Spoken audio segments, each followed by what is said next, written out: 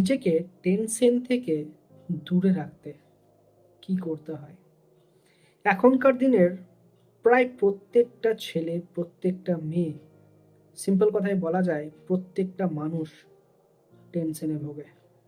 তাদের কাছে প্রবলেমের একটা লিস্ট রয়েছে। কারো কাছে ১০০টা, কারো কাছে ২০০টা, কারো কাছে তো অসীম। সেই টেনশন থেকে দূরে থাকার সবাই উপায় খুঁজে বেড়ায়। কিভাবে আমি টেনশন থেকে দূরে থাকতে পারি?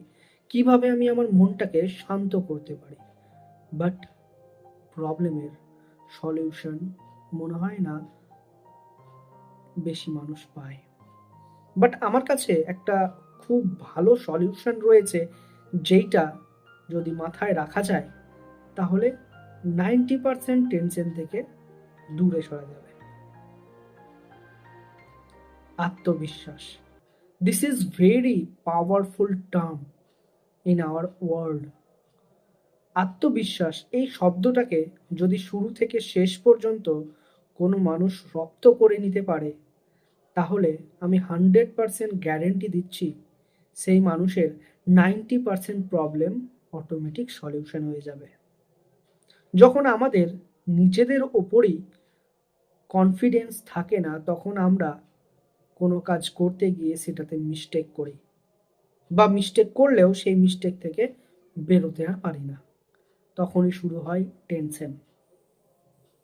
কোনো কাজটা নিজের 100% লাগিয়ে না করতে পারার জন্য, সেই কাজের প্রতি আমার যে সংশয়, সেটার জন্য শুরু হয় টেনশন।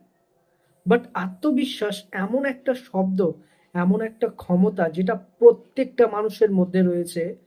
যদি একটু নিজেকে নিয়ে ভাবে, তাহলে সে এই আত্মবিশ্বাস নামক শব্দটাকে রপ্ত খুব সহজেই করে নিতে পারবে। জাস্ট দরকার কিছু টাইমের নিজেকে দেওয়ার জন্য।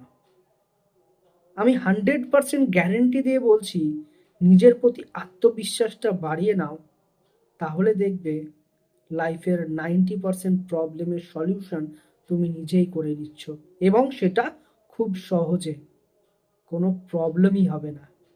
তো best of luck for your future life, এবং দেখা যাক তুমি তোমার জীবনে আত্মবিশ্বাসটাকে কতটা রপ্ত করতে পারো।